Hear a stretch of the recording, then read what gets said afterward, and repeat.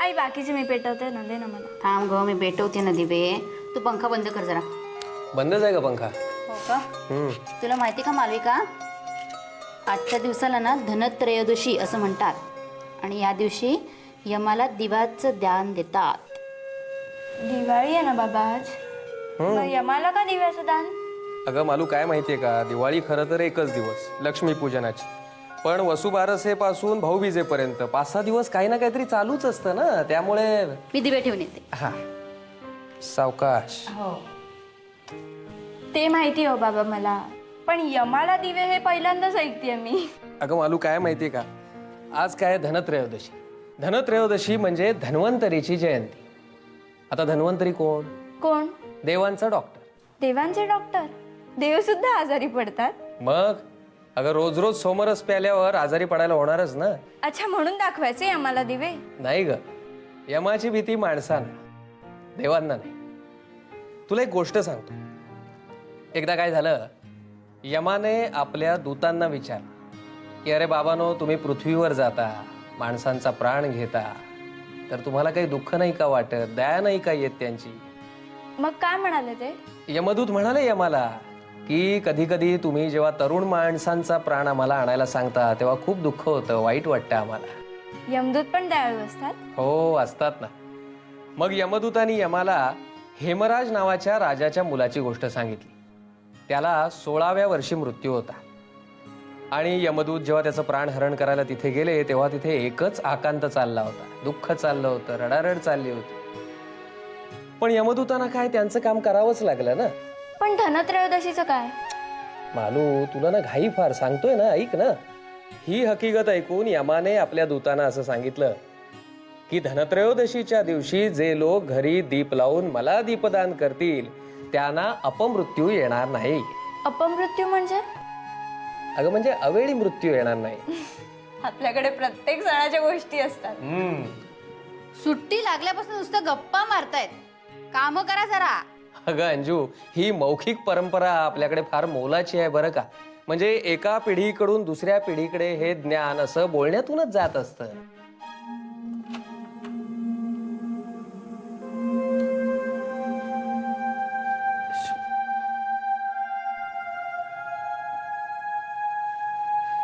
शुभंकर, ये ना. इथं कशाला आलोय आपण इथे? पुन्हा काही नवीन सरप्राईज आहे का? काय नक्की? तू आधी बस तर. काय? तू कशाला आणलेस मला इथे? मला नाही आवडत इकडे. शुभंकर, आज रात्री आपण दोघांनी इथे झोपायचं. इथे?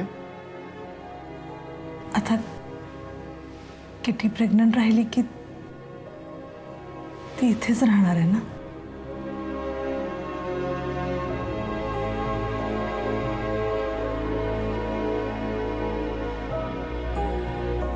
का माहित नाही, पण गेले कित्येक दिवसापासून मला असं वाटतंय की आपण एक रात्र तरी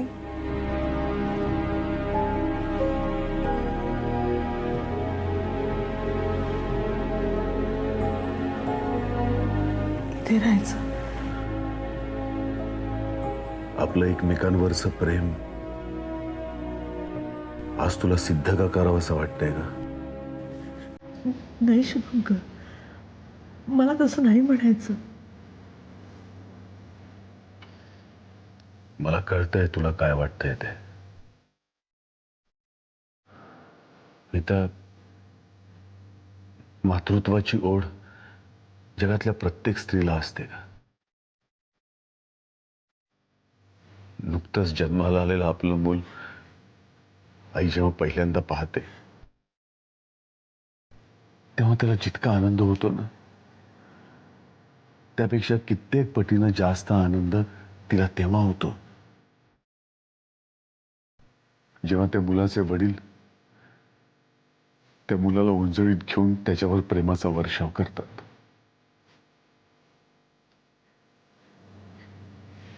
शुभ, तू खरंच मला समजून घेऊ शकतोस?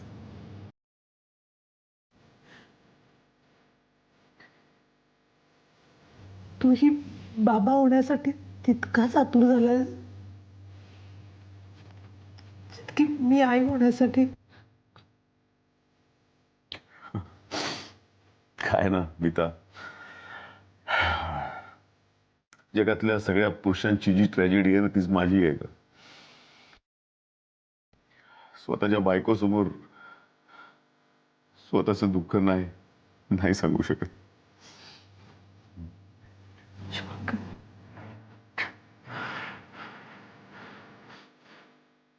पण प्लीज आपण इथे नको झोपूया.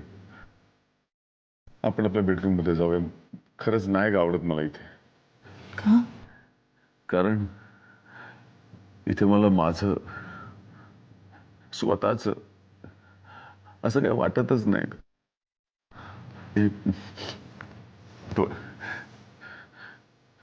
पण जेव्हा आपलं बाळ येईल ना, तेव्हा मात्र या रूम मध्ये सगळ्यात पहिला मीच येणार आणि नंतर सतत इकडेच असणार आहे. सकाळी, दुपारी, संध्याकाळी, रात्री, मध्यरात्री इथेच. कारण तेव्हा इथे माझं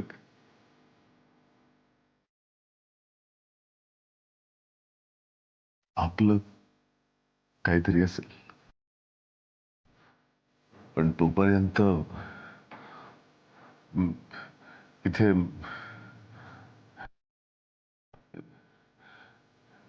आपण आपल्या बेडरूम मध्ये जाऊन झोपूया का?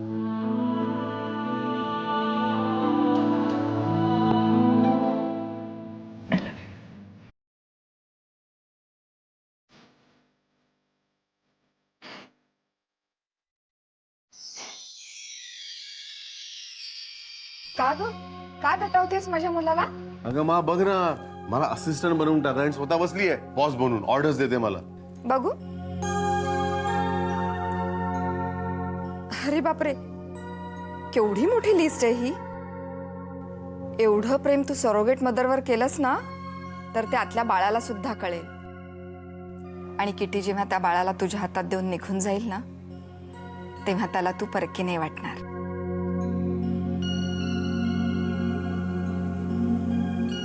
हो ना मा, मी पण शुभूला कायम हेच सांगत असते. आणि अरे, किटी निघून जाईल म्हणजे एकदम अज्ञातवासात नाही जाणार. पण आपलं असंच ठरलंय ना, म्हणजे किटीला एकदा बाळ झालं की तिचा आपल्याशी काहीच संबंध नसेल. नमिता, आणीबाणीची स्थिती येते ना, तेव्हा समोरच्याला अडवण्यासाठी कॉन्ट्रॅक्ट कामी येतं. आपण कॉन्ट्रॅक्ट विसरून किटीशी सलोखा ठेवला तर? पण मा जर तिनं बाळ मागितलं तर? तेव्हा असेलच ना आपल्याकडे कॉन्ट्रॅक्ट. नमिता, जेव्हा ते बाळ मोठं होईल, जाणतं होईल, तेव्हा त्याला आपण सांगणार आहोत ना की ते एका सरोगेट मदरच्या कुशीतून जन्माला आलंय म्हणून. हो, मला आवडेल सांगायला. विचार कर नमिता, आपण जेव्हा त्याला किटीचं नाव सांगू आणि किटी आपल्या घरी येत जात असेल, तर त्याला तुम्हा दोघांबद्दल केवढी कृतज्ञता वाटेल, हो ना? आणि तेच जर किटी कुठे आहे हे आपल्यालाच ठाऊक नसेल, तर त्या 18 वर्षाच्या जाणत्या मुलाला केवढा मोठा धक्का बसेल. कदाचित आपण सगळे त्याच्या मनातून उतरून जाऊ. नाही, असं नकोय व्हायला. म्हणूनच म्हणते, सावधगिरी म्हणून कॉन्ट्रॅक्ट केले आपण किटीशी. पण आता ती प्रधानांच्या आयुष्याचा एक भाग झाली आहे, कायमची. मा जर तिची प्रेग्नन्सी कन्फर्म झाली तर? शुभू, काय बोलतोयस तू हे? मला नाही आवडत ना तू असं बोललेलं. अगं, खरं बोलतोय तो. माझ्या शुभंकरचा हाच समतोलपणा मला आवडतो.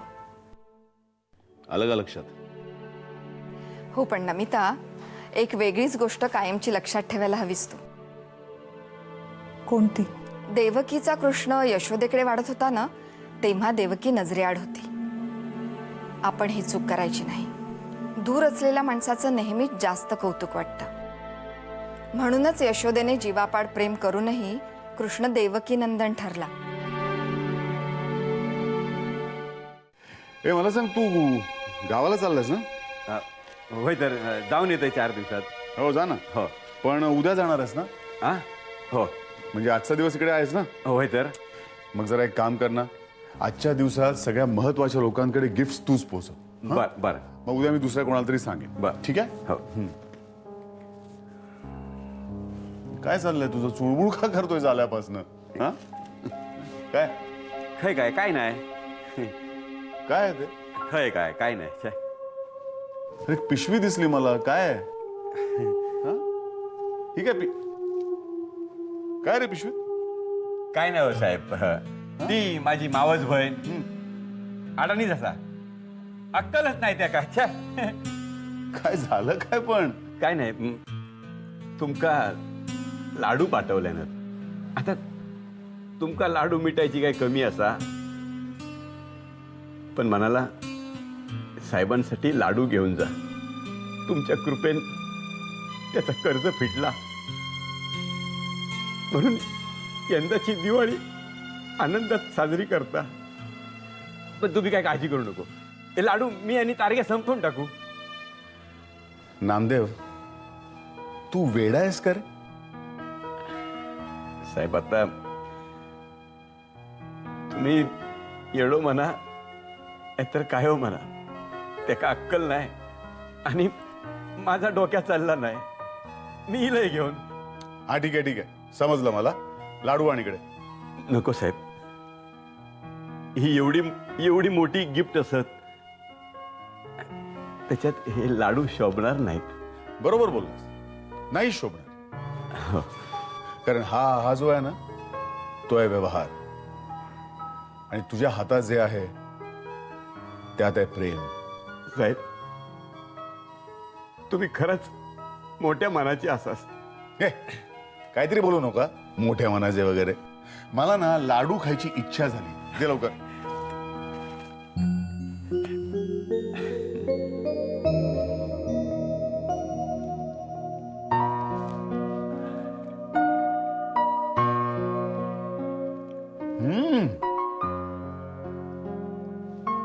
वा, मस्त आहे.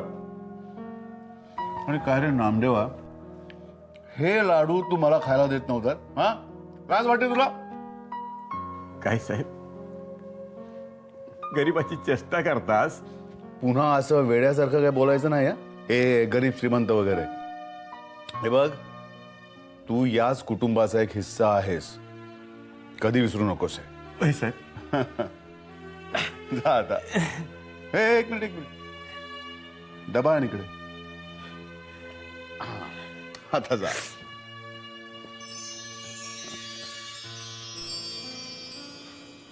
अशो, माझ्याकडे बघ ना.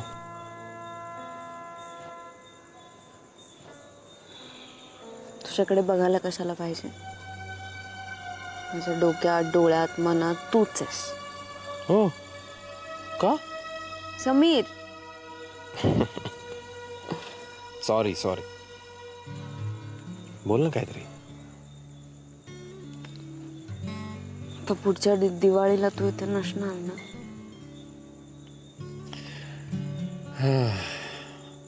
तुम्ही बायका म्हणजे ना. बायका काय म्हणतोस? मुलगी तरी म्हण ना. अगं, आई सुद्धा मी पुढच्या दिवाळीला इथे नसणार या विचारांनी आत्ताच तिला दुःख होत आहे. एवढा काय विचार करायचा? कदाचित येईन सुद्धा मी पुढच्या दिवाळीला. म्हणजे अगं, एकदम माझी रिॲक्ट नकोस. येईन म्हणजे पुढच्या दिवाळीला एखाद्या आठवड्यासाठी मी येऊन जाईन कदाचित. 1 मिनिट. तिकिटाला किती रुपये लागतात माहिती आहे ना? कशाला? मॅडम, तिकिटाला रुपये लागतात, डॉलर्स नाही. साहेब, अजून आपण अमेरिकेला पोचायचो. तिकडे जाऊन शिक्षण घेत पार्ट टाइम जॉब करायचा आपल्याला. मग कुठे $4 खिशात पडणार आहे? ते सुद्धा येण्या जाण्यासाठी, खाण्यापिण्यासाठी, भाड्यासाठी लागणार आहे. त्यामुळे आत्तापासून उधळपट्टीची स्वप्न बघू नका. वा, अशी बायको पाहिजे जी नवऱ्याला तू येऊच नकोस असं म्हणते. समीर, मग अशू अगं समजून घे ना. पुढची दिवाळी जाऊ दे, त्याचा विचार आता नको करू. या दिवाळीला आहे ना मी, मग ती आपण सेलिब्रेट करूया ना. आता दिवाळी सुरू होते ना, मग असे विचार नाही करायचे. छान हसायचं आणि सेलिब्रेट करायचे.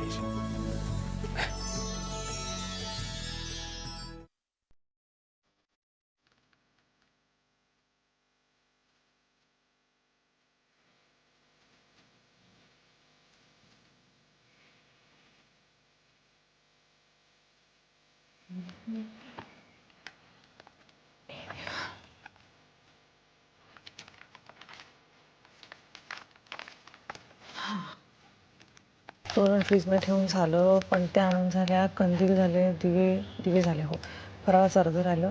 रंग आणला, रांगोळी आणली. ठिपक्यांचा कागद राहिला. या काय चाललंय तुझं? काय नाही, तो ठिपक्यांचा कागद आणायचा राहिला. केलेल्या कामांची उजळणी करत बसले होते, ते लक्षातच नाही. एक मिनिट, काय राहिलं? काय ठिपक्यांचा कागद? हा, म्हणजे अरे ठिपक्यांचा कागद नसेल तर मी रांगोळी कशी काढणार? ठिपक्यांचा कागद असतो बघ ना तो. मी रांगोळी काढते तेव्हा तो ठिपक्यांचा कागद ठेवायला लागतो, मग त्याच्यावरनं व्यवस्थित ठिपके काढता येतात, रांगोळी तरी नीट येते. जाऊ दे, हे सगळं तुला कशाला सांगत बसले. अरे ठिपका तो केवढा आणि किती हैराण होतेस त्याकरता तू. पण ही अशी लिस्ट वगैरे केलीस तू? हा, ही नक्की कसली तयारी चालली आहे? दिवाळीची की लग्नाची? लग्नाची. अगं आपल्या लग्नात सुद्धा अशा लिस्ट वगैरे नव्हत्या केल्यास ग तू. इतकी बिझी तेव्हा नव्हतीस तू. गप्रे. तुला आठवतं हळदीच्या आदल्या दिवशी आली होतीस इथे मेहंदी दाखवायला?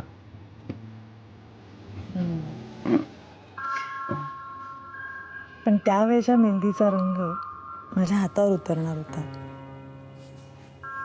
पण ह्या दिवाळीतला रंग आपल्या आयुष्यावर चढणार आहे. हो ना? यु नो मीता, ही दिवाळी आपल्या दोघांकरता खरंच खूप स्पेशल आहे. तेव्हा मला वाटतं आपण सगळ्यात आधी एकमेकांना जरा हॅपी दिवाळी नीट विश करूया. तेव्हा खूप कामं राहिलेत माझे. अरे आता ठिपक्यांचा कागद आणायचा असं नको सांगूस प्लीज. लाडात आलेला नवरा कुठल्या गोष्टीचा दुस्वास करेल खरंच सांगता येत नाही. त्यामुळे सध्या माझ्या नवऱ्याला ठिपक्यांच्या कागदाचा भयंकर राग आलाय का.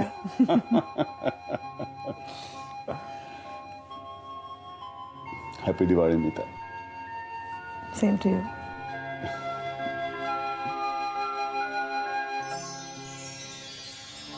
कोणी सांग बघू.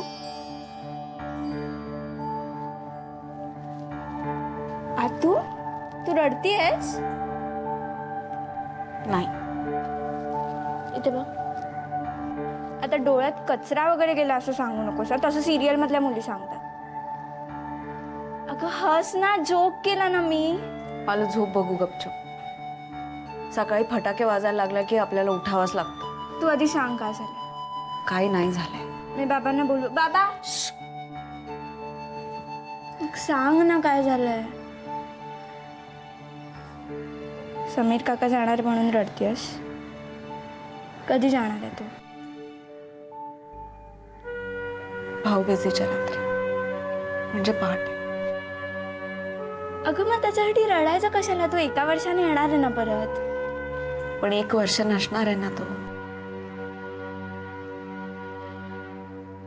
तू प्रेम केलं की खूप आठवण येते का ग?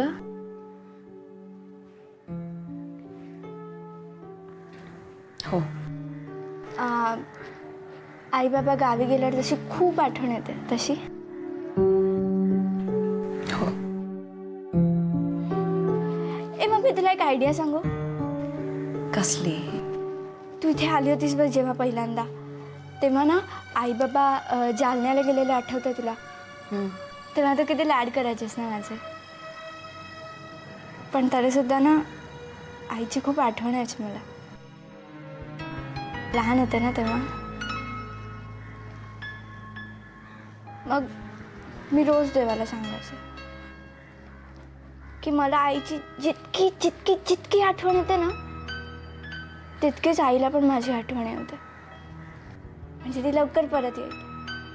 आणि ना तसंच व्हायचं. मग तू सुद्धा सांग ना देवाला असं, म्हणजे समीर काका लवकर परत येईल. रडू नकोस का तू.